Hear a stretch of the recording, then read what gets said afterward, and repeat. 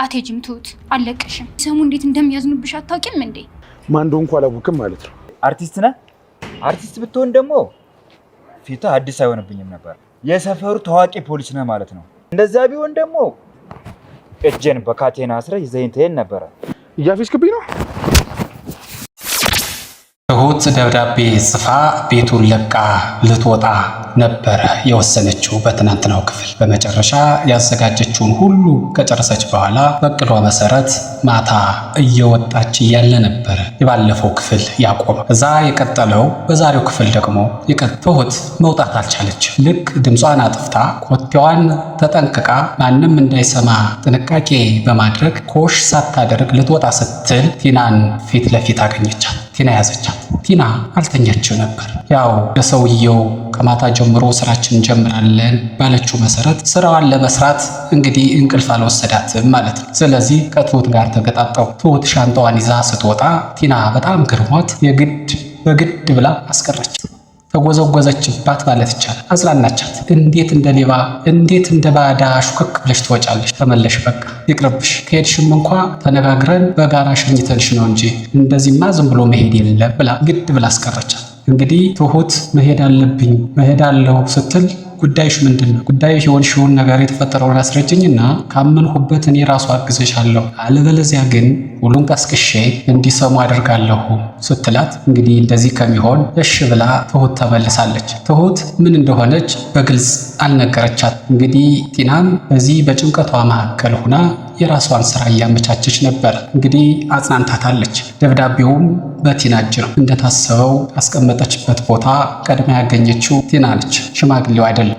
ስለ ደብዳቤውም ተነግራታል። በቃ ይህን ደብዳቤ ልቅደደው፣ ምንም አይጠቅም፣ አንቺም ተረጋጅና ተቀመጪ ስትላት እሺ ቅደጂው ብላ ትሁት ይሁንታዋን ሰጣለች። ሌላው በትናንትናው ክፍል ያ ትልቁ ሰውዬ አጋቹና አጭሩ አሁን ከቲና ጋር እየሰራ ያለው ሰዎች ፊት ለፊት ተገዳይተው አጋቹ ያ ሰማይ ስባሪ የሚያክለው ጩቤ በእጁ ይዞ ያኛው ደግሞ ባዶ ፊት ለፊት ቆመው ነበረ የባለፈው ክፍል ያለ እና በዚያ ክፍል ምን ይፈጠር ይሆን? የነዚህ ሰዎች ፍጥጫ ወዴት እየሄደ ነው ብለን ሊፈጠር የሚችለውን ነገር አሳስቦ ሄደር አልፈን ነበር። እንግዲህ ያ ግዙፍ ሰውዬ እንዳይሆኑ ሆኖ ተዋርዶ ፈርቶ ሩጧል፣ አመለጠ። ለካ ፍርሃት በትልቅ ሰው ነው የሚመስል። ፍርሃት ቀርቶ ሞት እንኳ የሚደፍረው የማይመስለው ያ ሰማይ ስባሪ አጋች በዚህ አጭር ሰውዬ ተዋርዶ ተባሮ ሩጦ አመልጧል። እንግዲህ እንደዚህ ነው የተመለከተ። ከዛ ይህንን በዚህ መካከል ካሌብ በባለፈው ክፍል አባትየው ትሁትን ተወዳታለህ ብሎ ጠይቆት ኧረ አልወዳትም ብሎት ነበር። በቃ ካልወደድካት ችግር የለውም ቦይፍሬንድ አላት ሲለው ካሌብ ደንግጦ ነበር። ይሄንን ከሷ አፍ መስማት አለብኝ ብሎ በወሰነው መሰረት ትሁትን በቀጥታ ሄዶ ጠየቃት። ትሁት ግን ፍቅረኛ እንደሌላት አስረግጣ ነገረችው። እንደዛ ስላለችው ደስ ብሎታል። ይህንን ደስታ ይዞ መቆየት ካሌብ የቻለ አይመስል። አባትየውን መጥቶ ለምንድነው ትሁት ፍቅረኛ እንዳላት የነገረኝ? ለምን ዋሸኸኝ ይለዋል። ሽማግሌውም የዋዛ አይደለም። ታዲያ አንተ እንደምትወዳት ለምን ዋሸኸኝ ሲለው ካሌብ ደነገጠ። ግን የሚያስፈራውና የሚያስደነግጠው ግን ተደብቆ ሌላ ሰው የሰማቸው ነበር። ቲና ይህን ንግግር እየሰማች ነበረ። እናም በመጨረሻ የወሰነችው ውሳኔ በቃ ይግፉበት፣ ትሁትና ካሌብ ወደ ፍቅር ይሄዱ ብላ ፈቃደኝነቷን ያሳየች ትመስላለች። በእነሱ ፍቅር መካከል ቲና የምታተርፈው ምንድነው የሚለው ለጊዜው ባይታወቅ፣ ቲና ግን የከፋታት መስሎት ይህንን ካየችና ከተመለከተች በኋላ አንድ መረር ያለ ቃል ማስተላለፍ ጀምራለች። ምንድነው ያለችው?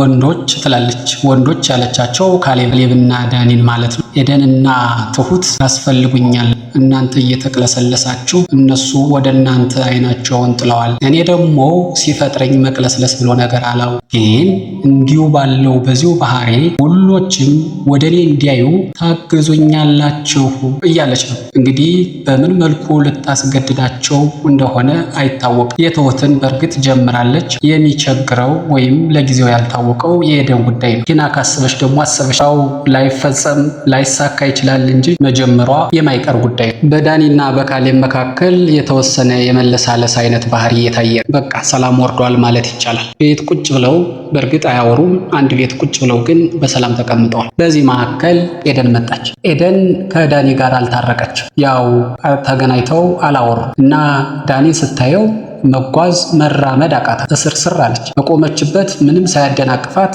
ልትወድቅ ስትል ዳኒ ቀለባት። ዳኒ ይሄንን ስሜቱን በቃ ይዞ ሊቀመጥ ሊቆጣጠረው አልቻለም። እየሮጠ ትሁት ጋር ሄደ። ትሁት ጋር ሄዶ የተሰማውን ስሜት እንዴት እንዳማረባት ምን ያክል ውብ እንደሆነች ይነግራታል። ድሮም እኮ ውብ ነች እሷ እኮ ምን ይወጣላታል? በዚያ ላይ ደግሞ አፍቃሪ ልበቀና እያለች አሽሞነሞነች። ግን አንተ ምን ሆነህ ነው እንደ ድሮው ይቅርታ ማትላት? ተውካት እኮ ምን ነው ትለዋለች። እሱ ደግሞ ወድጄ ነው ፈራሁኝ እኮ በተደጋጋሚ ልቧን እየሰበርኩ እያሳዘንኳት ነው። በቃ ይሄ ነገር በመጨረሻ የሰለቻትና ታመርብኛለች ብዬ ነው። አሁን ከቲና ጋር ያለኝን ህይወት ያለኝን ሁኔታ ሳልጨርስ አሁን ይቅርታ ብታደርግልኝ ድጋሚ ደግሞ ከዛ ቦታ ላይ መገኘቴ ስለማይቀር ጊዜ እንዳላሳዝናት ፈራሁኝ ይላል። እሷም አትፍራ፣ በቃ መሆን ያለበትን ዛሬ አድርግ። ነገ ሞታለሁ ብለህ ዛሬ ላትኖር ነው እንዴ? በቃ እሱ ሲደርስ መፍትሄ ይፈለግለታል። ምንም ቢሆን ጥሩ ለማድረግ ሞክር፣ ግን በፍርሃት ማድረግ ያለብህን ሳታደርግ እንዳትቀር ብለዋለች ትሁት። እንግዲህ መችስ ምክሩ ከትሁት ወይም ከሽማግሌው ከመጣ ከመተግበር ውጭ ሌላ ምን አማራጭ? ካሌብ ትሁትን ካገኛት በኋላ ለትሁት ፍቅረኛ የላትም ከተባለ በኋላ ወይም እሷን ጠይቆ ካረጋገጠ በኋላ በቃ ደስተኛ ነው። ሲያገኛት ምን ብሎ እንደሚያዋራት ግራ ቢገባውም አብራው እንድትሆን ግን ይፈልጋል። ሻይ ልትሰጠው ስትመጣ እባክሽን ቁጭ በይና እናውራ ይላል። እሷም እሺ ብላ ተቀመጠች። ግን ምን ብሎ ይጀምር ግራ ገብቶታል። በቃ ይርበተበታል። መርበትበቱን እያየች እሷም ባላወቀ ዝም ትለዋለች። ፊልም እንይ ይላታል። እሺ ትላለች። እሷ ተስማማለች። ቆይ ግን ካሌብ ቲና እንዴት አድርጎ ጀንጅኖ ነው ያገባት ታዲያ? ነው እሷ ናት የጀነጀነችው። በቃ ካሌብ በጣም ድንጉጥ፣ ፈሪ፣ አፍቃሪ፣ ልብ ያለው ይመስላል። ቲናና አዲሱ የጥፋት ጓደኛዋ ተገናኝተዋል። የተፈጠረውን አንዳች ሳታስቀር እየነገረችው ነው። ትሁት ማታ ልታመልጥ ነበረ ትለዋለች። እሱም በጣም ደንግጦ ስሚ ትሰሚያለሽ? ትሁትን የልብሽ ጓደኛ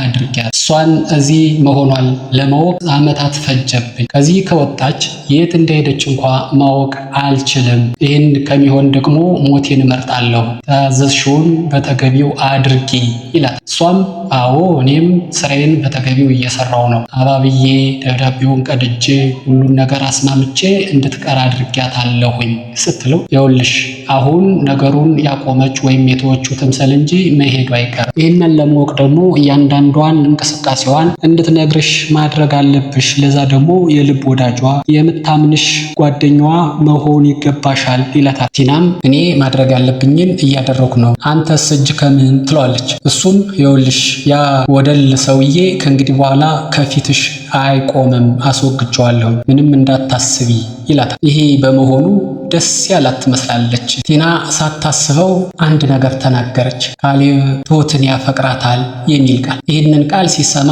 አዲሱ ወዳጇ ልቡ ጸጥ ቀጥ። ከትንሽ ደቂቃ በኋላ ለመረጋጋት ሞክሮ ካሌብ ማን ነው የሚል ጥያቄ ጠየቀ። ባሌ ነው ስትለው ጥንብርኩሷን አውጥቶ ሰደ።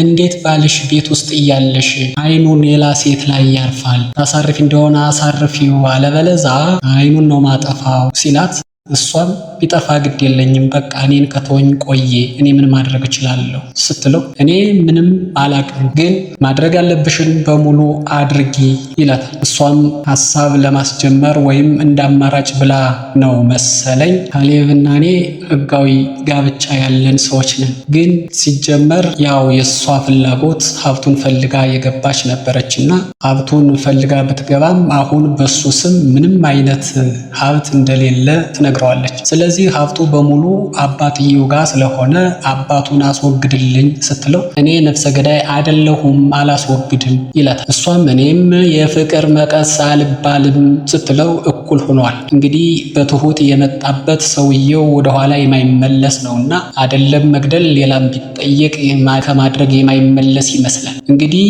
ሁኔታዎች ወደ አስፈሪ ደረጃ እየደረሱ ናቸው። ውድ የትሁት ድራማ ተከታታዮች የዛሬው ዝግጅት እስከዚህ ድረስ ነበረ።